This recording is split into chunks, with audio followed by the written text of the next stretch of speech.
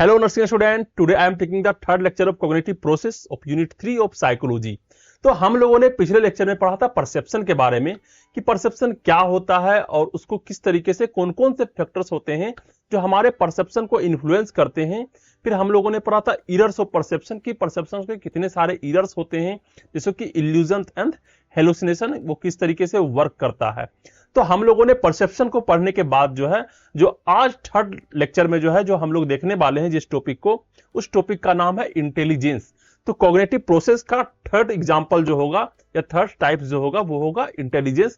तो आज हम लोग जानेंगे इंटेलिजेंस क्या होता है, इंटेलिजेंस किस तरीके से वर्क करता है, ह्यूमन बिहेवियर को कौन कौन से फैक्टर्स होते हैं जो इंटेलिजेंस को वो अफेक्ट करते हैं, और किस तरीके से ये हमें एक अच्छे इंसान बनाने में, एक सोसाइटी में सही तरीके से रहने वाले इंसान बनाने में हमें मदद करती है।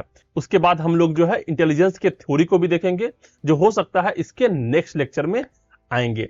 तो हम लोग इंटेलिजेंस के बारे में पता करते हैं कि इंटेलिजेंस क्या होता है और इसका एक इंट्रोडक्शन लेने का प्रयास करते हैं। तो अगर हम लोग बात करते हैं इंटेलिजेंस का, तो तुम्हारे दिमाग में जब वर्ड सुनते हो इंटेलिजेंस, तो तुम्हारे दिमाग में क्या आता है?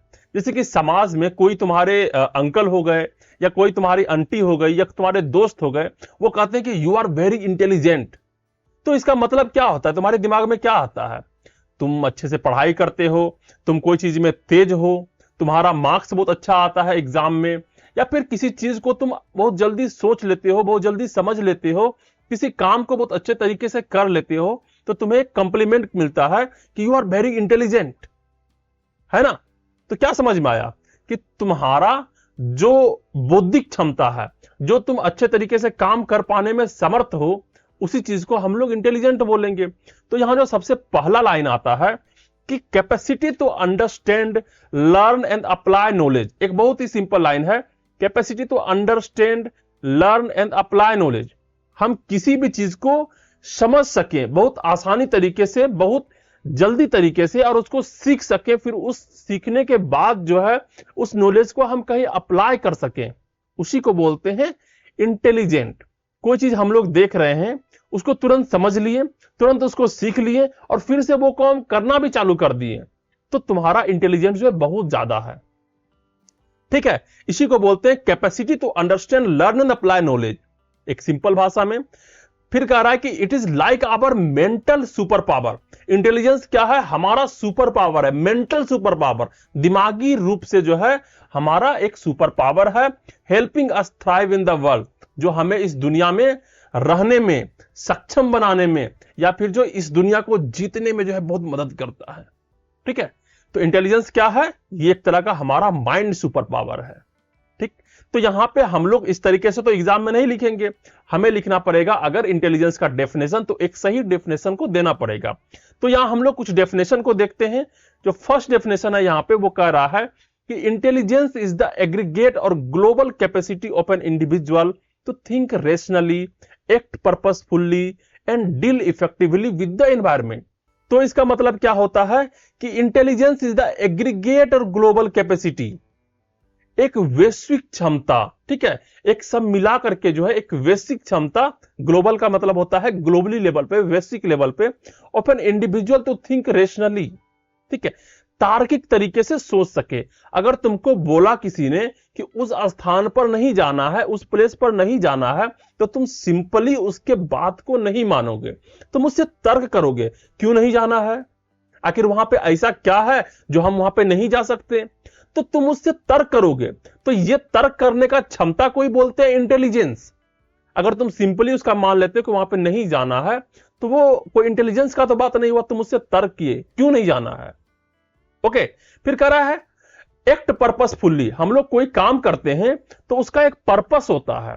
ठीक है, बिना पर्पस का कोई भी एक्ट नहीं करते हैं। And deal effectively with the environment, और हमारे एनवायरमेंट में किस तरीके से चीजें हो रही है उससे हम लोग डील कर पाए। ठीक है, अगर कोई तुमको वो ठगने का कोशिश कर रहा है, तो तुम उससे ठगोगे नहीं। ठीक है, तुम उससे बच सकोगे इंटेलिजेंस के माध्यम से। तुम्हारा कोई बुरा चाहता है तो तुम उस बुरे से बच सकते हो, किसके माध्यम से? इंटेलिजेंस के माध्यम से। तो इस सारे चीज को मिला करके ग्लोबली अगर एग्रीगेट करें, तो it is an global capacity of an individual to think rationally. ठीक है, act purposefully and deal effectively with the environment. तो इसी को बोलते हैं हम लोग इंटेलिजेंस। ये एक डेफिनेशन है जिसको वेचलर साहब ने दिए थे 1944 में। तो एक बहुत अच्छा डेफिनेशन है, इसको जो है याद कर लेना है, याद करना है। एग्जामिनेशन में अगर पूछा जाता है इसका डेफिनेशन 2 मार्क्स में पूछा जाएगा, तो डेफिनेशन को यही लिखना है। ओके, नेक्स्ट और एक डेफिनेशन यहां पे दिया हुआ है कि intelligence is the ability to master the information and skill needed is succeed within a particular culture.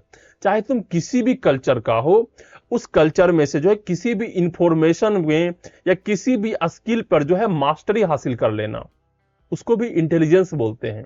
अब जैसे कि जो है तुम जो है डॉक्टर बन गए या फिर तुम जो है एक नर्स बने, तो नर्स बनने का मतलब क्या है कि पेशेंट को किस तरीके से केयर करना है, इस सारे इंफॉर्मेशन में जो है तुम मास्टरी किए हुए हो कि किस तरीके से पेशेंट को केयर देना है, किस तरीके से पेशेंट जो है अगर किसी प्रॉब्लम में फंसा हुआ है तो किस तरीके से उसको प्रॉब्लम से निकाल करके जो है सही सिचुएशन में लाना है। तो ये भी जो है इंटेलिजेंस है। तुमने जो है वो कोर्स किया और उसमें जो है तुम्हारा इंटेलिजेंस जो है बहुत ज्यादा है, या फिर किसी लिटरेचर पे, किसी लैंग्वेज पे जो है तुम्हारा पकड़ बहुत ज्यादा है, तो इन सभी को भी बोलेंगे कि ये हमारा इंटेलिजेंस है, कि तो हमें इस पे पकड़ है, हमें इसको जो है सही तरीके से आता है। ओके, तो यहीं पे बोल दिया कि intelligence is the ability to master the information and skill needed to succeed within a particular culture. इसको कौन दिए थे? इसको दिए थे लोलुर्टो 1991 में।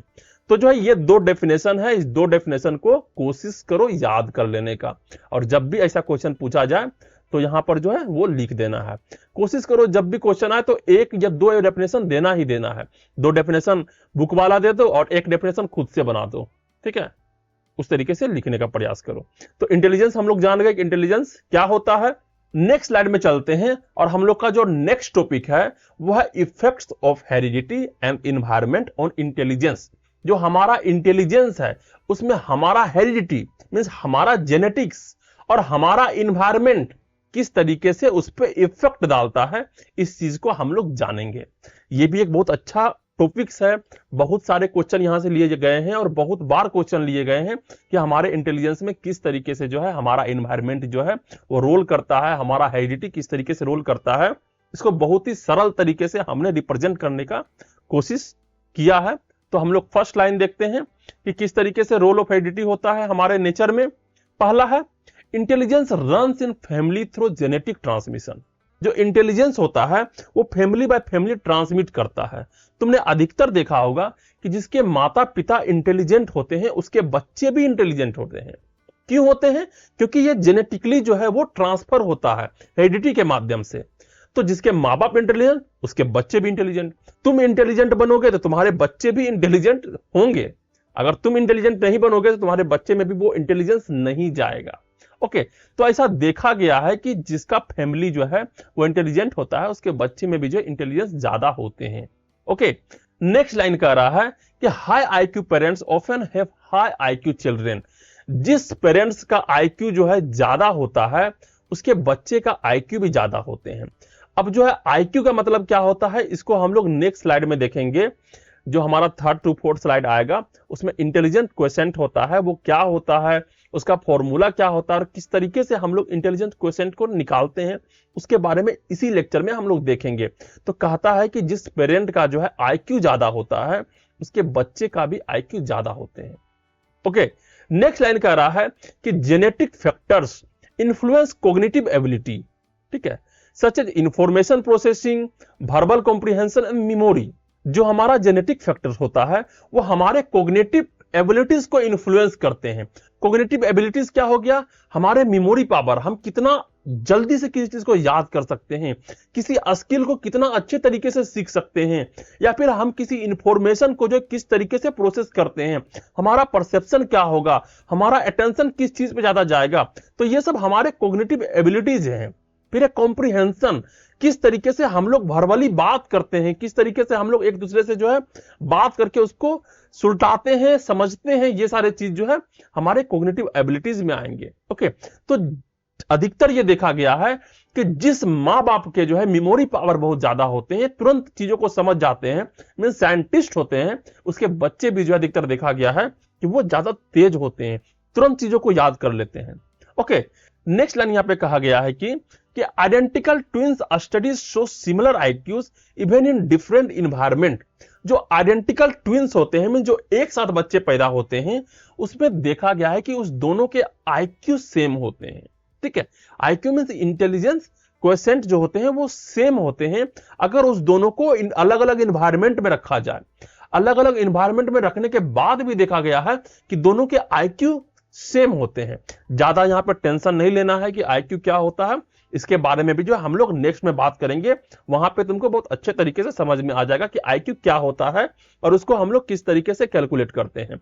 ओके, नेक्स्ट लाइन यहां पे कह रहा है कि adoption studies reveal children's IQ are similar to their biological parents. Means जो है जो बच्चे होते हैं अगर उसको एडॉप्ट किया जाता है, एडॉप्ट का मतलब क्या होता है कि जो बच्चे जो है अनाथ आश्रम में होते हैं तो बहुत सारे पेरेंट्स आके उस बच्चे को गोद ले लेते हैं, लेकिन क्या होता है कि उस बच्चों में देखा गया है कि उस बच्चे का आईक्यू क्या होता है उसके रियल पेरेंट्स से जो है मिलते हैं। मींस जो उसका रियल पेरेंट्स होता है, जो गोद लिया है वो उसके फॉल्स पेरेंट्स हुए ना, जो रियल पेरेंट्स होते हैं जो उसको जन्म दिए हैं, जिसमें उसका जेनेटिक्स है, तो उसके पेरेंट्स के आईक्यू जो है उस बच्चे के आईक्यू से मिलते हैं। तो ये कहते हैं कि यहाँ पे जो है रोल ऑफ हेरिडिटी जो है हमारे इंटेलिजेंस को इन्फ्लुएंस करता है। इसी में जो है हम लोग कंटिन्यू करते हैं और सेकेंड टॉपिक को देखते हैं कि रोल ऑफ इन्वायरमेंट। फिर जो है हमारे इंटेलिजेंस को जो है इन्वायरमेंट किस तरीके से इफेक्ट करता है, किस तरीके से जो है हमारा इन्वायरमेंट हमारे इंटेलिजेंट को जो है इन्फ्लुएंस करता है। ओके, तो फर्स्ट लाइन यहां पे आता है कि prenatal care, nutrition, socio economic status, okay, and physical and social surrounding affect intelligence. क्यों इतने सारे चीज जो है हमारे इंटेलिजेंस को क्यों इफेक्ट करते हैं, यह भी क्वेश्चन है। तो पहला देखते हैं प्रीनेटल केयर। जब हम लोग मां के पेट में होते हैं तो हमें किस तरीके से केयर दिया गया, किस तरीके से न्यूट्रिशन दिया गया, किस तरीके से खाएं। हमारे माँ पिताजी क्या करते थे, क्या वो अल्कोहल लेते थे, क्या वो जो है वो गलत तरीके का चीज करते थे, तो उस चीज पे भी जो है तुम्हें प्रभाव पड़ेगा, तुम्हारे इंटेलिजेंस पे प्रभाव करेगा। इसीलिए बोला जाता है कि जब मां प्रेग्नेंट होती है तो अच्छे मूवी देखो, अच्छे अच्छे किताब पढ़ो, अच्छे अच्छे सॉन्ग सुनो, मींस अच्छे सराउंडिंग्स पे रहो, तो जो है उसका प्रभाव जो है वो उसके बच्चे पे पड़ता है। जैसे कि एक मस्त एग्जांपल लेते हैं कि तुम लोग को पहले से पता होगा कि जो है अभिमन्यु जो था किसमें, महाभारत में, उसको पहले से पता था कि किस तरीके से जो है चक्रव्यूह को तोड़ा जाता है, चक्रव्यूह को भेदा जाता है। ये कब जाना था, जब वो मां के पेट में था। इसी तरीके से जो है जो हमारे प्रीनेटल केयर होते हैं वो बच्चे के इंटेलिजेंस को जो है वो अफेक्ट करते हैं। नेक्स्ट है न्यूट्रिशन। अगर तुमको सही तरीके से न्यूट्रिशन नहीं मिलेगा, सही तरीके से आयंस, विटामिन, ये सारी चीज नहीं मिलेंगे तो तुम्हारा ब्रेन सही तरीके से काम नहीं करेगा। अगर तुम्हारा ब्रेन ही सही तरीके से काम नहीं करता है तो तुम्हारा इंटेलिजेंस क्या खाक होगा, नहीं होगा। फिर है socio economic status. Socio economic status किस तरीके से काम करता है, तुम किस कॉलेज में जा रहे हो, तुम किस स्कूल में जा रहे हो, किस तरीके से तुम्हारा पढ़ाई कर रहा है, ये सारा चीज डिसाइड करता है कि तुम्हारा फाइनेंशियल लेवल किस तरीके का है। अगर तुम्हारा फाइनेंशियल लेवल अच्छे तरीके से होगा तो तुम अच्छे स्कूल में पढ़ पाओगे, अच्छे बुक्स को पढ़ पाओगे, अच्छे सोसाइटी में रह पाओगे, या फिर अच्छे न्यूट्रिशन को ले पाओगे। तो सारा चीज मिला जुला के तो पैसे पे ही निर्भर करता है ना, हमारे सोशियो इकोनॉमिक स्टेटस पर निर्भर करता है। और नेक्स्ट है फिजिकल। तो फिजिकल हमारा कैसा है, अगर हमारे बॉडी में कुछ प्रॉब्लम्स होंगे, हमारे माइंड्स में प्रॉब्लम होंगे तो वो भी इफेक्ट करता है। नेक्स्ट है सोशल सराउंडिंग, की सोसाइटी में रहते हैं, वो भी इफेक्ट करता है कि हमारा सोसाइटी कैसा है। अगर हमारे सोसाइटी में बहुत ज्यादा पढ़े लिखे लोग हैं तो खुद ब खुद हमारा दिमाग जो है उस लेवल पे बनने के लिए राजी हो जाता है। गांव में जाओगे तो जो है वो छोटे छोटे बच्चे होते हैं, वो गुल्ली खेल रहे होते हैं, गुल्ली डंडा खेल रहे होते हैं, बहुत सारे खेल होते हैं छोटे छोटे, वो खेलते रहते हैं। तो ये सब चीज जो है हमारे सराउंडिंग्स, हमारे इंटेलिजेंस को जो है वो इफेक्ट करता है। नेक्स्ट यहाँ पे पॉइंट कर रहा है कि proper nutrition lead to higher IQ score. अगर किसी बच्चे को प्रॉपर तरीके से न्यूट्रिशन दिया जाए, प्रॉपर तरीके से जो है उसको हेल्दी डाइट दिया जाए तो उसके आईक्यू में जो है बढ़ोतरी होती है। ठीक है, ऐसा नहीं है कि आईक्यू बाद में बढ़ता नहीं है, आईक्यू भी धीरे धीरे सराउंडिंग में जो है रहने के साथ साथ जो है हमारे इन्वायरमेंट के साथ साथ जो है वो बढ़ता है। नेक्स्ट लाइन है कि fetal alcohol syndrome impact language, motor coordination and mental development. अब यहाँ पे फेटल अल्कोहल सिंड्रोम क्या होता है, ये अल्कोहल सिंड्रोम वही सिंड्रोम है अगर बच्चे जो है मां के पेट में होते हैं, ठीक है। माँ के पेट में जब बच्चे होते हैं उस समय माँ जो है अगर अल्कोहल लेती है बहुत ज्यादा मात्रा में, तो यहाँ पे बच्चों पे प्रभाव पड़ता है फेटल अल्कोहल सिंड्रोम होने का। ठीक है। सिंड्रोम मीन्स क्या होता है, अगर बहुत सारे डिजीज के सिम्टम जो एक ही बार जो है किसी पेशेंट में आ जाए तो उस डिजीज को हम लोग सिंड्रोम बोलते हैं। तो यहाँ पे जो फर्स्ट होता है वो होता है इम्पैक्ट लैंग्वेज। ठीक है, वो सही तरीके से बोल नहीं पाएगा, वो लैंग्वेज पे उसका पकड़ नहीं रहेगा। मोटर कोऑर्डिनेशन क्या होता है कि सही तरीके से उसका दिमागी कंडीशन सही नहीं रहेगा। ठीक है, वो सही तरीके से उसका विकास नहीं होगा, हाथ पैर को सही तरीके से चलाना, सही तरीके से किसी स्किल को सीखना, वो सारे काम उससे नहीं हो पाते हैं। और फिर है मेंटल डेवलपमेंट। मेंटल डेवलपमेंट तो सारे चीज आ जाएंगे, चाहे वो कॉग्निटिव के रिलेटेड हो, किस तरीके से सही तरीके से सोचना है, किस तरीके से बोलना है, किस तरीके से समझना है, किस तरीके से थिंकिंग करना है, ये सारे चीज जो कॉग्निटिव लेवल पे आते हैं या फिर मेंटल डेवलपमेंट में आते हैं। तो ये सारे चीज जो है इफेक्ट करते हैं हमारे इंटेलिजेंस को। तो फेटल अल्कोहल सिंड्रोम के बारे में हमने पता कर लिया क्या होता है। माँ के पेट में जब बच्चे होते हैं अगर माँ जो है बहुत ज्यादा अल्कोहल लेती है तो वो आ जाएगा फेटल अल्कोहल सिंड्रोम में। ये भी एक इन्वायरमेंट में आ गया हमारे। नेक्स्ट लाइन जो यहाँ पे आएगा वो है children from high socio economic background often have higher IQ. जो बच्चे जो है हाई सोशियो इकोनॉमिक बैकग्राउंड से होते हैं उसका आईक्यू भी हायर होता है। क्यों हायर होता है, हमने फर्स्ट लाइन में ही तुमको बता दिया है। क्योंकि अगर सोशियो इकोनॉमिक बैकग्राउंड जो है उसका हाई रहेगा तो क्या होगा, वो सही तरीके से जो है न्यूट्रिशन ले पाएगा, सही इन्वायरमेंट में रह पाएगा, सही स्कूल में जा पाएगा, सही सही जो है अच्छे अच्छे बुक्स पढ़ पाएगा, इसलिए उसके आईक्यू भी जो है बहुत ज्यादा हाई हो जाता है। ठीक है। नेक्स्ट लाइन कह रहा है कि formal schooling promotes intellectual growth and cognitive development. जो बच्चे जो है शुरू से ही स्कूल जाते हैं, एक डिसिप्लिन में रहते हैं, सारे लोगों के बीच में रह करके सारे का राय जानना, तो उससे क्या होता है कि उस बच्चे का जो है इंटेलेक्चुअल ग्रोथ बहुत ज्यादा होता है या फिर उसका कॉग्निटिव डेवलपमेंट ज्यादा होता है। कॉग्निटिव डेवलपमेंट में सही तरीके से सोच पाना, सही तरीके से समझ पाना, परसेप्शन सही रहना, ये सारे चीज जो होते हैं वो कॉग्निटिव डेवलपमेंट में होते हैं। तो जो बच्चे स्कूलिंग सही तरीके से करते हैं, फॉर्मल स्कूलिंग करते हैं, उसका आईक्यू भी ज्यादा हो जाता है। नेक्स्ट लाइन हम लोग को कहा गया है कि IQ tends to decline with each next academic year among school drop out. Means यहाँ पे कहा गया है कि जो बच्चे या जो पर्सन जो है जितने ज्यादा एकेडमिक ईयर को जो है मिस करते हैं या फिर उसको छोड़ देते हैं, उस हिसाब से उसका आईक्यू लेवल भी धीरे धीरे कम होते जाता है। तुमने अधिकतर देखा होगा कि जो इंसान जो है मान लो 5th तक पढ़ा हुआ है, 7th तक पढ़ा हुआ है या फिर नहीं पढ़ा हुआ है, उसी लेवल से जो है उसका आईक्यू होता है, उसी लेवल से वो सोचता है, उसी लेवल से जो है उसके दिमाग का विकास होता है। तो अगर जो है जो स्कूलिंग को छोड़ा है, जो एकेडमिक ईयर को मिस किया है, उसके हिसाब से उसके आईक्यू भी धीरे धीरे घटते जाते हैं।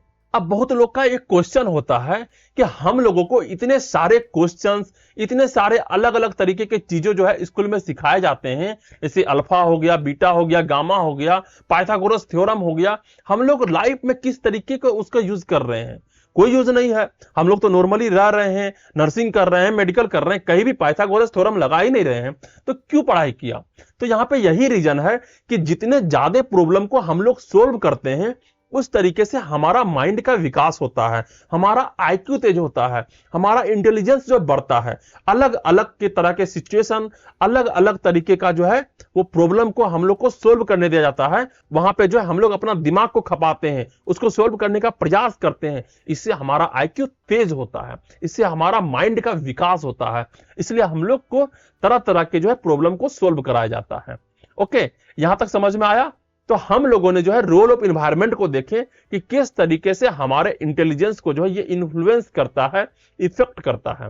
ओके, तो नेक्स्ट हम लोग इसी का नेक्स्ट टॉपिक देख लेते हैं, वो है interaction of heredity and environment. तो एक लास्ट चीज है कि किस तरीके से हेरिडिटी और इन्वायरमेंट का जो है इंटरेक्शन होता है। यहां पे मस्त लाइन है एक कि both are essential akin to good seeds and the fertile lands environment. Good seed means होता है अच्छे बीज। अच्छे बीज का काम कौन करेगा? हेरिडिटी। अगर हमारा जेनेटिक्स मस्त है तो हमारा बीज भी मस्त है। एक इंसान को जो है बहुत ज्यादा इंटेलिजेंट होने के लिए कौन कौन से फैक्टर डिटरमाइन होंगे? पहला तो उसका हेरिडिटी मस्त होना चाहिए। हेरिडिटी अगर उसका अच्छा रहेगा, उसके माता पिता तेज रहेंगे, इंटेलिजेंट रहेंगे, तो उसको जेनेटिक में जो है इंटेलिजेंट वाला मिलेगा। और उसके बाद अगर उसको इन्वायरमेंट भी अच्छे तरीके का मिल जाए, सही तरीके से जो है न्यूट्रिशन मिल जाए, सही तरीके से जो उसको जो है सोशियो इकोनॉमिक लेवल का स्टेटस मिल जाए, अच्छे तरीके से पढ़ाई करे, अच्छे स्कूल में जाए, तो सिंपल सी बात है एक बच्चे का आईक्यू बहुत ज्यादा हाई हो जाएगा। ओके, तो यहीं पे जो है interaction of heredity and environment का रोल होता है। नेक्स्ट है कि high intelligent result from the combination of genetic potential and the stimulating environment. Same things है, एक हाई इंटेलिजेंट को रिजल्ट करने के लिए जो है दोनों चीज का होना बहुत जरूरी है। जेनेटिक पोटेंशियल भी जो है बहुत हाई होना चाहिए, और जो है हमारा इन्वायरमेंट भी जो है बहुत अच्छा होना चाहिए, जो उसके इंटेलिजेंस को जो है वो स्टिमुलेट कर सके।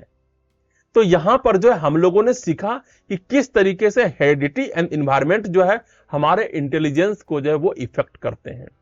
ओके, नेक्स्ट स्लाइड में हम लोग चलते हैं और देखते हैं क्लासिफिकेशन ऑफ इंटेलिजेंस। आखिर इंटेलिजेंस को जो है किस किस तरीके से क्लासिफिकेशन किया गया है, कितने तरह में बांटा गया है। तो यहां पे 3 तरीके से बांटा गया है। पहला होता है कंक्रीट इंटेलिजेंस, सेकेंड होता है सोशल इंटेलिजेंस, एंड थर्ड होता है एब्स्ट्रैक्ट और जनरल इंटेलिजेंस। तो ये सब सारे चीजें क्या होते हैं, इन सभी को हम लोग अच्छे तरीके से जानेंगे। तो पहला हम लोग देखते हैं कंक्रीट इंटेलिजेंस। तो कंक्रीट इंटेलिजेंस नाम से ही पता चलता है, कंक्रीट क्या दिमाग में आ रहा है कंक्रीट सुनने के बाद? कुछ कंक्रीट से बना हुआ, कुछ ठोस चीज, ठीक है, कुछ बिल्डिंग वगैरह टाइप का। तो यहां पे कह रहा है कंक्रीट इंटेलिजेंस में पहला लाइन कह रहा है कि related to handling concrete object और मशीन्स। ये ऐसा इंटेलिजेंस है जिसमें जो है कोई इंसान कंक्रीट जैसे चीजों को जो है आसानी से कर पाता है। किसी मशीन को चला पाना, किसी चीज को जो है हैंडल कर पाना, वो आता है कंक्रीट इंटेलिजेंस में। बेस्ट यूटिलाइज बाय इंजीनियर और मैकेनिक्स। इसका यूटिलाइज सबसे ज्यादा कौन करता है? इंजीनियर्स और मैकेनिक्स। जो मैकेनिक्स होते हैं, जो सामान को ठीक करते हैं, पंखा बनाते हैं, पुल्स बनाते हैं, जो ये सब सारी चीज बनाते हैं, वहां पर जो है उसको कंक्रीट इंटेलिजेंस का यूज करवाया जाता है। नेक्स्ट है applicable to operating tools and instrument. ऐसे इंटेलिजेंस जो है कहां पे काम आते हैं? जहां पे जो किसी टूल्स का काम करना हो, किसी इंस्ट्रूमेंट को चलाना हो, टीवी को ठीक कर रहे हैं या फिर कोई मशीन को ठीक कर रहे हैं, मशीन से कोई चीज को बना रहे हैं, ये सब सारे चीजों में जो है कंक्रीट इंटेलिजेंस का जो है बहुत ज्यादा उपयोग होता है। ओके, तो यहां पे हमने जाना कंक्रीट इंटेलिजेंस क्या होता है। नेक्स्ट होता है social intelligence. Social means society. Society में हम लोग किस तरीके से जो है अपने आप को डोमिनेट कर सके, इसी को बोलेंगे सोशल इंटेलिजेंस। ओके, जैसे यहां पे कह रहा है ability to react to social situation in daily life. हमारा जो डेली लाइफ है उसमें सोशल सिचुएशन को किस तरीके से डील करेंगे, सोसाइटी में किस तरीके से अपने आप को डोमिनेट करेंगे, किस तरीके से सभी लोगों से बात करेंगे, मिलेंगे, दूसरे लोगों का फायदा उठाएंगे, दूसरे लोग को हेल्प करेंगे, किस तरीके से एक दूसरे को इंटरेक्ट करेंगे, ये सारे हमारे सोशल इंटेलिजेंस पे निर्भर करता है। जिस लोग को जो है कम्युनिकेशन स्किल नहीं आता है, वो लोग ज्यादा कम्युनिकेट नहीं कर पाते हैं। अब जाके व्यापार करना हो, बिजनेस करना हो, उसमें कौन आएगा? सोशल इंटेलिजेंस आएगा। अगर सोशल इंटेलिजेंस तुमको सही तरीके से आता है तो तुम जो सही तरीके से बिजनेस कर पाओगे, लोगों को लुभा पाओगे, सामान को बहुत आसानी से बेच पाओगे, ठीक है। Involve understanding people and acting wisely in human relationship. उसका जो रिलेशनशिप होता है अलग अलग लोगों के साथ जो है वो उसका सही होता है। किस तरीके से लोगों को इंटरेक्ट करना है, किस तरीके से लोगों का दिल जीत लेना है, ये सोशल इंटेलिजेंस वाले लोग जो है बहुत अच्छे तरीके से यूज करते हैं। ओके, फिर essential for leaders, ministers, salesman and diplomats. जो हमारे लीडर्स होते हैं, मिनिस्टर्स होते हैं, सेल्समैन होते हैं, डिप्लोमेट्स होते हैं, ये इसका बहुत अच्छे तरीके से यूज करते हैं। अब नेताजी आएंगे, बोलेंगे तुमको ये बिजली फ्री दिया गया, ठीक है, तुम तुरंत खुश हो जाएंगे, वाह ये जीतेगा जो है बिजली फ्री कर देगा, या फिर जो है कुछ फ्री कर देगा, फ्री भी डाल देगा। बहुत सारे वादे करेंगे, भले वो पूरा करे या फिर नहीं करे, बहुत सारे वादे करके चले जाएंगे, लोग खुश हो जाता है, उसको जाके वोट दे देता है। तो ये क्या हुआ? ये मिनिस्टर्स का काम होता है, उसको सोशल इंटेलिजेंस बहुत ज्यादा है, किस तरीके से लोगों के माइंड के साथ हमें प्ले करना है, किस तरीके से लोगों के माइंड के साथ हमें गेम खेलना है। फिर सेल्समैन, तुम कहीं पे जाओगे और जो है कुछ चीज खरीदने का प्रयास करोगे, या मान लो एक टी शर्ट खरीद रहे हो, तुरंत सेल्समैन बोलेगा वाह वो आप पे बहुत ज्यादा जच रहा है, बहुत सुंदर लग रहा है आप पे, तुम भी खुश, जब तुम्हारा बड़ाई होगा तुम भी खुश, हाँ हाँ सुंदर तो लग रहा है, ठीक है। तो ये सब चीज जो होते हैं वो सोशल इंटेलिजेंस होते हैं, और इसी तरीके से जो है सोशल इंटेलिजेंस का यूज किया जाता है। तो हम लोगों ने 2 इंटेलिजेंस के बारे में बात किया, कंक्रीट इंटेलिजेंस और सोशल इंटेलिजेंस। नेक्स्ट इंटेलिजेंस है एब्स्ट्रैक्ट और जनरल इंटेलिजेंस। ये क्या होता है? Ability to respond to words, number and letters. Okay, किस तरीके से जो है हमारा दिमाग काम करता है किसी वर्ड, नंबर और लेटर के साथ खेलने में। अब किसी किसी लोग को जो है मैथमेटिक्स बहुत ज्यादा पसंद होता है, प्रॉब्लम को सोल्व करने में मजा आता है, ठीक है। उसको अगर कोई प्रॉब्लम दे दिया जाए मैथमेटिक्स का, वो करने लगेगा और दिन भर करते रहेगा जब तक उसको निकाल ना लो। किसी को पढ़ने का बहुत ज्यादा शौक होता है, कोई बहुत ज्यादा इंटेलिजेंट होता है, ये सब चीज में उसको कहते हैं किताबी कीड़ा, उसको जो है वो एब्स्ट्रैक्ट और जनरल इंटेलिजेंस से बहुत ज्यादा होता है, ठीक है। Acquired through the study of books and literature, वो क्या करेगा, वो बुक्स और लिटरेचर पढ़ करके जो है बहुत ज्यादा ज्ञान को हासिल कर लेगा, वो बहुत आसानी से बैठ के पढ़ता रहेगा, ठीक है। तो ये सारे चीज जो होते हैं वो जनरल इंटेलिजेंस में आते हैं। नेक्स्ट है यहाँ पे common among teachers, lawyers, doctors and philosophers. तो जो टीचर्स होते हैं उसको इस सब चीज में जो है बहुत ज्यादा इंटेलिजेंस होता है। जो लॉयर्स होते हैं वो सारे कानून को जानते हैं, सारे कानून के किताब को पढ़े होते हैं, किस तरीके से जो है उसको खेलना है, जाके कोर्ट में गलत को सही साबित करना है, सही को गलत साबित कर देना है, ये सब चीज उसको बहुत अच्छे तरीके से आता है। जो डॉक्टर्स होते हैं वो भी जो है दिन रात पढ़ते हैं, उसको पूरा जिंदगी पढ़ना होता है, नए नए बीमारी आ रहे हैं किस तरीके से ट्रीट करना है, नए नए मेडिसिन होते हैं, वो सारा चीज का नॉलेज उसको बुक से लेना होता है। चाहे वो डॉक्टर्स हो या फिर नर्स हो, दोनों को जो लाइफ टाइम तक पढ़ना पड़ता है, और पढ़ोगे तभी बढ़ोगे, ठीक है। और फिलोसफर्स होते हैं जो फिलोसफी करते हैं, उनको भी पढ़ना होता है। तो ये सारे जो लोग होते हैं उनको जो है एब्स्ट्रैक्ट और जनरल इंटेलिजेंस से बहुत ज्यादा होता है। तो कंक्रीट इंटेलिजेंस, सोशल इंटेलिजेंस और एब्स्ट्रैक्ट और जनरल इंटेलिजेंस के बारे में हम लोगों ने जाना कि 3 तरीके का जो है इंटेलिजेंस को क्लासिफिकेशन किया गया है। तो हम लोग नेक्स्ट स्लाइड में चलते हैं और देखते हैं नेक्स्ट टॉपिक को, जो है Gardner's 8 major kind of intelligence. तो एक गार्डनर साहब थे जो कि एक प्रोफेसर थे, उन्होंने कहा कि हम इंटेलिजेंस को 8 मेजर काइंड में डिफरेंशिएट करेंगे, 8 भागों में बांटेंगे। तो कौन कौन से भागों में उन्होंने बांटा?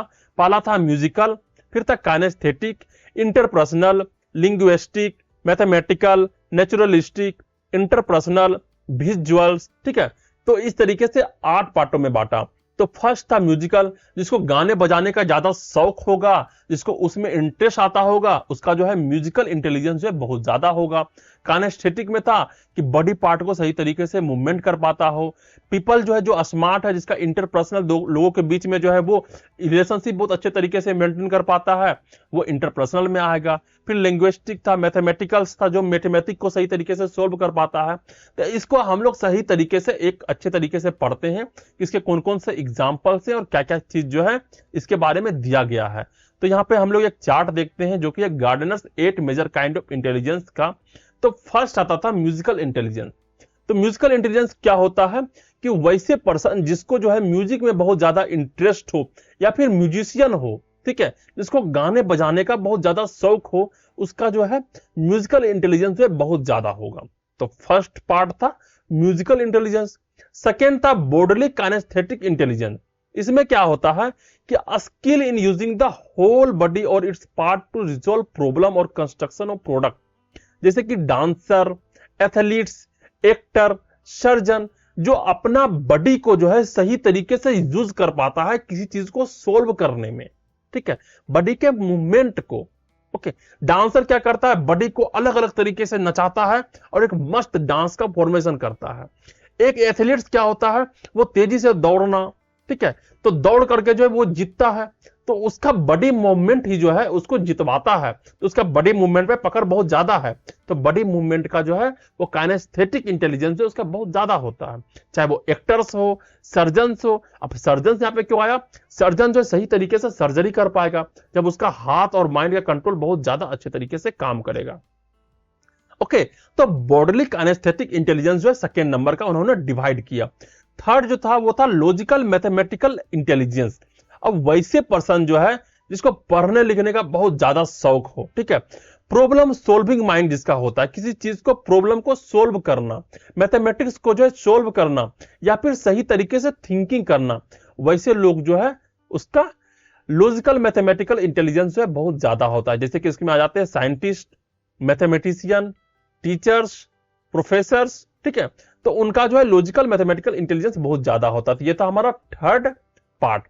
फोर्थ था लिंग्विस्टिक इंटेलिजेंस। अब लिंग्विस्टिक इंटेलिजेंस किसका ज्यादा होता है? जैसे लिटरेटी, जो कि लिटरेचर लिखते हैं, बुक्स लिखते हैं, जिसको बुक पढ़ने लिखने में जो है मजा आता है। जैसे कि skill involve in the production and use of language, अलग अलग लैंग्वेज को यूज करना, अलग अलग लैंग्वेज में महारत हासिल करना, या फिर किसी एक लैंग्वेज को सीख के उसी में जो है अच्छे तरीके से काम करना, लिटरेचर को लिखना, बुक को लिखना, कहानी, स्टोरी, पोएम बनाना, ये किस में आ जाएगा? वो आ जाएगा लिंग्विस्टिक इंटेलिजेंस में। नेक्स्ट होता है स्पेटियल इंटेलिजेंस। स्पेटियल इंटेलिजेंस क्या होता है?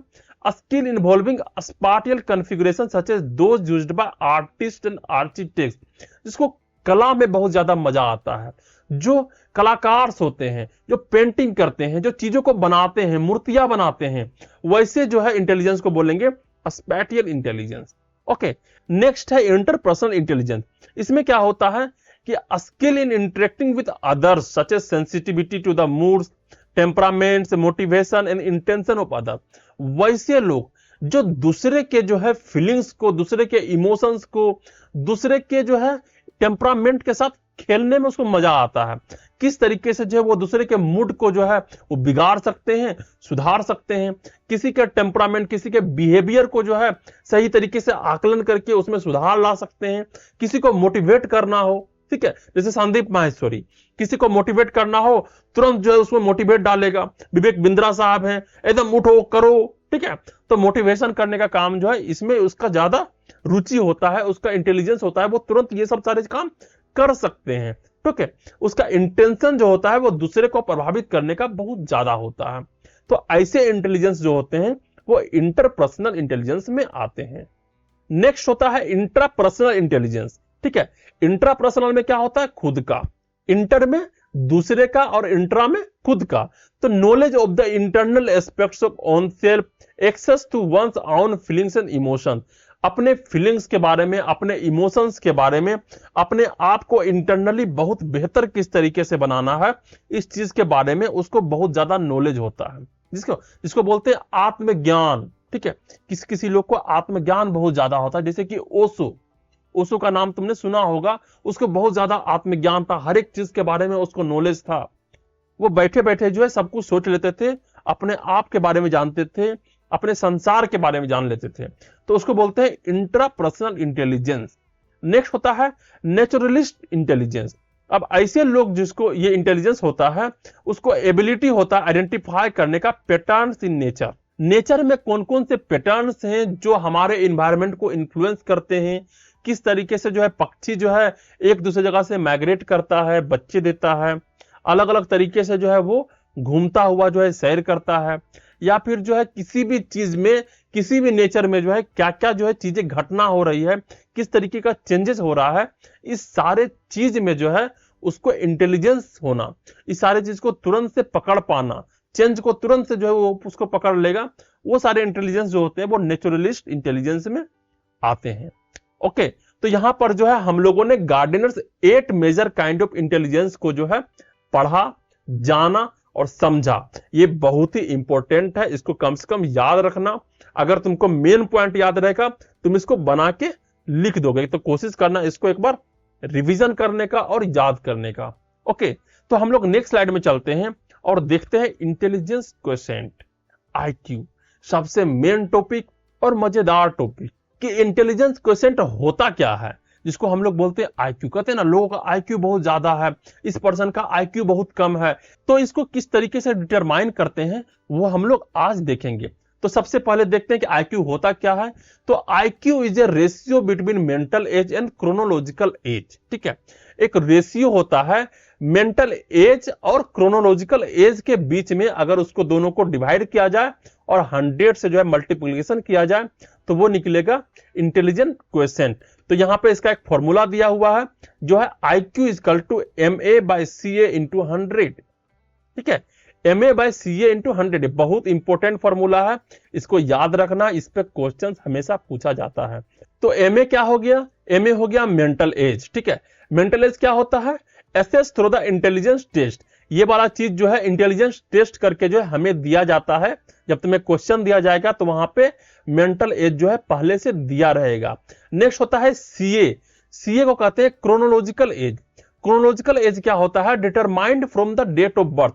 जो तुम्हारा डेट ऑफ बर्थ है उस हिसाब से जो है तुम्हारा एज क्या हुआ है, तुम्हारा उम्र क्या हुआ है वही तुम्हारा जो है क्रोनोलॉजिकल एज बन जाएगा। ठीक है, पहले इस फॉर्मूला को समझो कि आईक्यू को निकालने के लिए एक छोटा सा फॉर्मूला है जो कि MA/CA इंटू 100। MA को बोलते हैं मेंटल एज, CA को बोलते हैं क्रोनोलॉजिकल एज इंटू 100। ये करेंगे तो हमें आईक्यू निकलेगा जिसको बोलते हैं इंटेलिजेंस क्वोशिएंट। ओके, तो MA क्या होता है, जो हमारा इंटेलिजेंस टेस्ट करने के बाद जो है हमें मिलेगा। तो हम लोग इंटेलिजेंस टेस्ट को भी पढ़ेंगे इंटेलिजेंस के थ्योरी में। ओके, तो सबसे पहले हम लोग जान लेते हैं कि जब भी क्वेश्चन आएगा तो हमें इंटेलिजेंस टेस्ट के बारे में नहीं पूछा जाएगा, हमें मेंटल एज जो है वहां पे दिया हुआ रहेगा। ओके, नेक्स्ट है क्रोनोलॉजिकल एज। क्रोनोलॉजिकल एज वही होता है जो तुम्हारा उम्र है, जो तुम्हारा एज है। ठीक, तो जैसे यहाँ पे एक क्वेश्चन यहाँ पे दिया हुआ है कि imagine A 10-year-old boy score A mental as of 12, his IQ will be. एक लड़का है 10 साल का और उसने जो है मेंटल एज में स्कोर किया है 12, तो उसका IQ क्या होगा। ठीक है, 6 क्लास का मैथ है ये। तो यहाँ पे क्या करना है कि यहाँ पे MA/CA इंटू 100 लगाना है। MA क्या हो जाएगा, इसका मेंटल एज 12 जो कि यहाँ पहले से दिया हुआ है। ओके, और उसका क्रोनोलॉजिकल एज क्या होगा, उसका उम्र क्या है, तो उसका उम्र यहाँ पे दिया हुआ है 10 ईयर, मीन्स 10 साल का है। तो 12/10 इंटू 100, सिंपल सा फॉर्मूला है, सिंपल सा मैथ है, निकल के आ गया 120।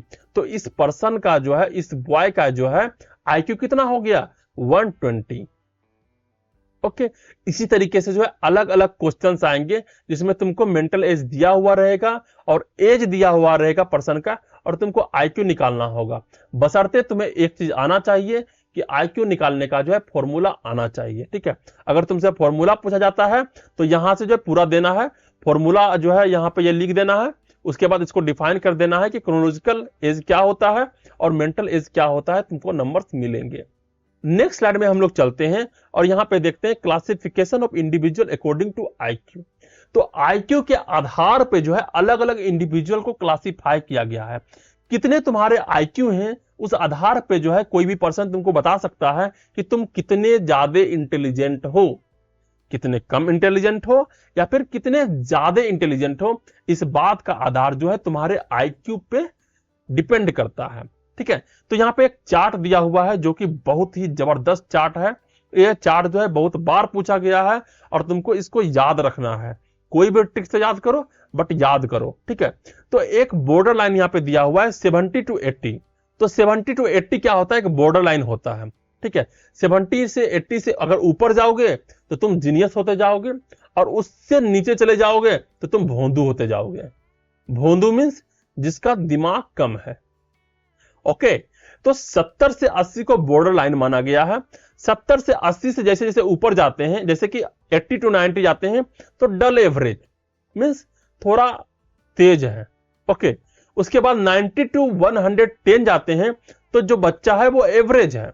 जो मेंटल एज जो है वो 90 से 110 जो स्कोर करेगा, जिसका IQ इतना रहेगा, वो बच्चा एवरेज रहेगा। मीन्स उसका जो है मानसिक इंटेलिजेंस जो है, जो मेंटल पावर जो है वो एवरेज रहेगा, वो चीजों को जो एवरेजली जो है सब कुछ करेगा। फिर अगर 120 to 130 जाता है तो वो सुपरियर हो जाएगा। ठीक है, अगर 130 to 140 जाता है तो वो वेरी सुपरियर होगा और 140 से एबव रहेगा तो वो पर्सन जीनियस कहलाएगा। ठीक है, तो ये याद रखना है कि 70 to 80 बॉर्डर लाइन रहता है। तुमको बॉर्डर लाइन ही जो है सबसे पहले याद करना होगा कि बॉर्डर लाइन 70 to 80 होता है। उसके ऊपर जो है जीनियस बनता है, उसके नीचे जो होते हैं वो मेंटल रिटार्डेशन में चले जाते हैं। फिर अगर 70 to 80 से नीचे जाएंगे तो 50 to 70 अगर होता है किसी भी पर्सन का तो वो माइल्ड मेंटल रिटार्डेशन होता है। एक इसका चीज है याद करने का, माइल्ड, मॉडरेट, सीवियर और प्रोफाउंड। तो माइल्ड, मॉडरेट, सीवियर इस तरीके से जाना है, माइल्ड, मॉडरेट, सीवियर। तो माइल्ड मीन्स थोड़ा कम, मॉडरेट मीन्स बीच वाला और सीवियर मीन्स बहुत ज्यादा। ठीक है, तो 50 to 70 है तो माइल्ड मेंटल रिटार्डेशन, 35 to 50 है तो मॉडरेट मेंटल रिटार्डेशन और 20 to 35 है तो सीवियर मेंटल रिटार्डेशन। ठीक है, और 0 to 20 है तो प्रोफाउंड मेंटल रिटार्डेशन, मतलब पूरे तरीके से उसका दिमागी संतुलन सही नहीं है, वो किसी चीज को सोच नहीं पाता है, किसी चीज को सोल्व नहीं कर पाता है, उसका दिमाग जो सही तरीके से वर्क ही नहीं करता है। ओके, और वही जो है हम लोग 70 to 80 से ऊपर बढ़ते जाएंगे तो हमारा इंटेलिजेंट का कोटा जो है बढ़ते जाएगा और हम लोग जीनियस हो जाएंगे। ठीक है, तो नॉर्मल आदमी जो होता है वो एवरेज में होता है या फिर एबव एवरेज होता है। सुपरियर, वेरी सुपरियर तुमको कम मिलेंगे जो टॉपर्स होते हैं, या फिर जो किसी काम में जो बहुत ज्यादा इंटेलिजेंस होता है। कोई प्लेयर्स होता है जो नेशनल लेवल पे खेल रहा है, कोई होता है जो साइंटिस्ट होता है, वो सारे लोग जो है वेरी सुपरियर में चले जाते हैं, और बहुत बड़े बड़े साइंटिस्ट होते हैं वो लोग जीनियस में भी चले जाते हैं। अब आइंस्टाइन जीनियस ही होंगे। ओके, तो ये था हमारा classification of individual according to IQ. IQ के आधार पे जो है किस तरीके से इंडिविजुअल को क्लासिफाई किया गया है। ओके, नेक्स्ट स्लाइड में हम लोग चलते हैं और देखते हैं इमोशनल इंटेलिजेंस। इमोशनल इंटेलिजेंस क्या होता है? किसी के इमोशंस को सही तरीके से समझना, किसी के इमोशंस के साथ खेल लेना। ओके, उसी को तो बोलते हैं इमोशनल इंटेलिजेंस। तो यहां पे फर्स्ट लाइन किया गया है कि understand other feelings and experience. अगर हम लोग जो है किसी दूसरे के फीलिंग्स को, किसी दूसरे के एक्सपीरियंस को अगर हम लोग समझ पाते हैं, वो क्या भुगत रहा है, वो कौन सी सिचुएशंस में है, उसका फीलिंग्स कैसा है, साइकोलॉजिस्ट की तरह, तो उसको बोलते हैं हम लोग इमोशनल इंटेलिजेंस। अगर ये तुम्हारे अंदर है तो तुम्हारे अंदर भी जो है एक इमोशनल इंटेलिजेंस है। नेक्स्ट लाइन कह रहा है respond appropriately to the others need. दूसरों को क्या चीज का जरूरत है, किस तरीके के सिचुएशन में जो है उसको क्या चीज का जरूरत है, उस तरीके से अगर तुम्हें हेल्प करने में सक्षम हो या फिर उसके कंडीशन को जान पाते हो, तो इसको भी बोलते हैं इमोशनल इंटेलिजेंस। थर्ड होता है basic of empathy, self awareness and social skill. किसी को किस तरीके से इंपैथी देना है, उसको बढ़ावा देना है, संतावना देना है, सेल्फ अवेयरनेस, उसके बारे में जान करके जो है उसको अवेयर करना है कि तुम्हारे अंदर क्या चल रहा है, या फिर हम अपने आप को किस तरीके से बदल के उसको हेल्प कर सकते हैं। उस सोशल स्किल होना पर्सन में, जिसके माध्यम से वो सोसाइटी में जो है वो चेंज ला सकता है, किसी को हेल्प कर सकता है। ये सारे इमोशनल इंटेलिजेंस के पार्ट होते हैं। ओके, नेक्स्ट है enable tuning into others feeling for responsiveness. जो दूसरे के फीलिंग्स हैं उसको सही तरीके से समझ पाना और उसके हिसाब से उसको रिस्पॉन्स देना, उसके हिसाब से उसको हेल्प कर पाना। अगर इस चीज में तुम्हारा ट्यूनिंग सही तरीके से बैठता है, तुम इसको सही तरीके से कर पाते हो, तो तुम्हारा इमोशनल इंटेलिजेंस जो है बहुत अच्छे तरीके से काम कर रहा है। नेक्स्ट है यहाँ पे कि support success along side moderate IQ score. अगर तुम्हारा आईक्यू स्कोर कम भी है, एक मॉडरेट लेवल पे है, और अगर तुम्हारा इमोशनल इंटेलिजेंस जो है बहुत अच्छे तरीके से काम करता है, तो तुम किसी भी चीज को जो है सपोर्ट करके लाइफ में जो है सक्सेस को पा सकते हो। तुम्हारा सिचुएशन जो है वो बहुत बेहतर हो जाएगा अगर तुम्हारा मॉडरेट आईक्यू रहता है। पर अगर तुम्हारा इमोशनल इंटेलिजेंस जो है बहुत ज्यादा है, लोगों के जो है फीलिंग्स को समझ जाओगे, उसके दिल को जीत पाओगे, लोगों के साथ रिलेशनशिप को बना पाओगे, क्योंकि तुम उसको हेल्प कर पाओगे, तुम उसके प्रॉब्लम को सोल्व कर पाओगे, तो सिंपल सी बात है तुम्हें तुम्हारे लाइफ में जो है वो अच्छे तरीके से सक्सेस मिलेगी। तो नेक्स्ट यहाँ पे जो लाइन आ रहा है वो कह रहा है कि emotional intelligence complements traditional IQ, improve social skills and adaptability, enhancing the benefits of traditional IQ। ठीक है, अगर जो है तुम्हारा इमोशनल इंटेलिजेंस जो है बहुत अच्छा है, बहुत अच्छे से काम करते हो, दूसरे के फीलिंग्स को समझ पाते हो, दूसरे के प्रॉब्लम को सोल्व कर पाते हो, लोगों के साथ जो कनेक्शन बहुत अच्छे से तुम्हारा बैठता है, तो तुम्हारा क्या होगा, अगर आईक्यू कम भी होगा तो तुम अपने लाइफ में बहुत अच्छे तरीके से सक्सेस कर पाओगे, तुम्हें लोगों का हेल्प मिल पाएगा, तुम पे लोग जो है काइंडली विश्वास भी करेंगे। ओके, तो यहीं पे कह रहा है कि emotional intelligence complement traditional IQ. जो ट्रेडिशनल आईक्यू है उसको भी जो इमोशनल इंटेलिजेंस क्या करता है, वो बढ़ावा देता है, इंप्रूव करता है सोशल स्किल्स को, एडेप्टेबिलिटी को। जो समाज में जो है किसी भी तरीके का प्रॉब्लम आएगा तो तुम जो है बहुत अच्छे तरीके से जो है उसमें एडॉप्ट कर पाओगे। ठीक है, अगर किसी पर्सन का जो है वो आईक्यू मॉडरेट भी है, अगर उसको जो है इमोशनल इंटेलिजेंस जो है सही तरीके से यूज कर पाता है, वो अपने लाइफ में जो है सही तरीके से सक्सेस करता है। ओके, नेक्स्ट स्लाइड में हम लोग चलते हैं और देखते हैं यूजेस ऑफ इंटेलिजेंस। एक सिंपल सा थिंग्स है, इसको एक बार पढ़ लो, तुम्हारे दिमाग में आ जाएगा, अगर क्वेश्चन आता है तो तुम उसको सही तरीके से बना पाओगे। तो यहाँ पे इंटेलिजेंस का यूजेस क्या क्या होता है। फर्स्ट है यहाँ पे कि adjust quickly and correctly to changing situation.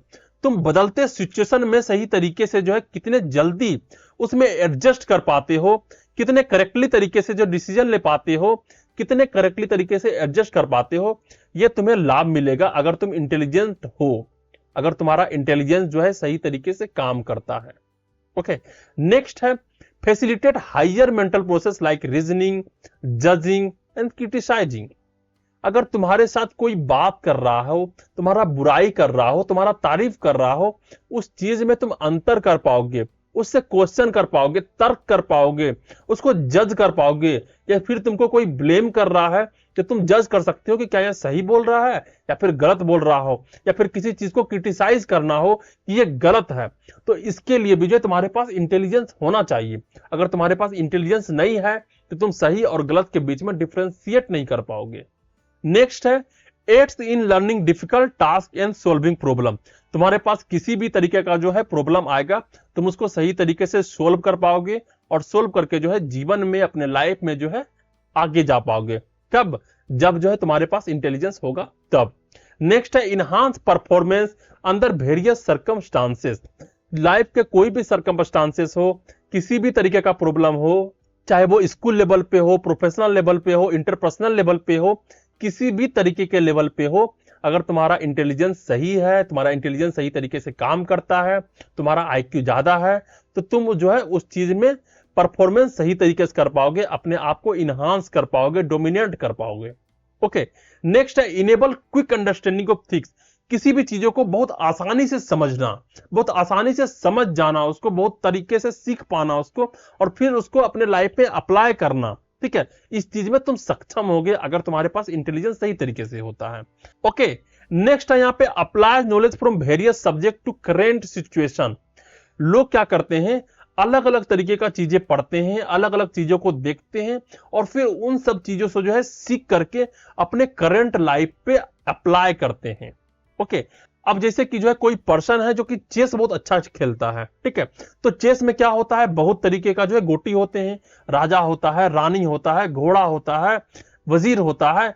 तो इन सारे चीजों से क्या करते हैं, सीखते हैं कि कौन किस तरीके से चाल चल रहा है, किस तरीके से राजा को मारा जाता है, किस तरीके से जो है रानी सभी को निपटाता है, ठीक है, किस तरीके से जो है एक प्यादा जो है आगे बढ़ करके जो है वो रानी बन जाता है। ठीक है, तो लाइफ में अलग अलग सिचुएशन में जो है किस तरीके से चेस को यूज करना है, वो हमें किस तरीके से आता है, जब हमारा इंटेलिजेंस जो है सही तरीके से काम करता है, हमारा आईक्यू लेवल जो है बहुत अच्छा से काम करता है, तो वो चेस से भी सीख करके जो है बहुत सारे क्राइम कर लेता है, बहुत सारे जो है गलत काम भी कर लेता है, और उस सिचुएशन से निकल करके बाहर भी आ जाता है और लाइफ में विनर भी बन जाता है।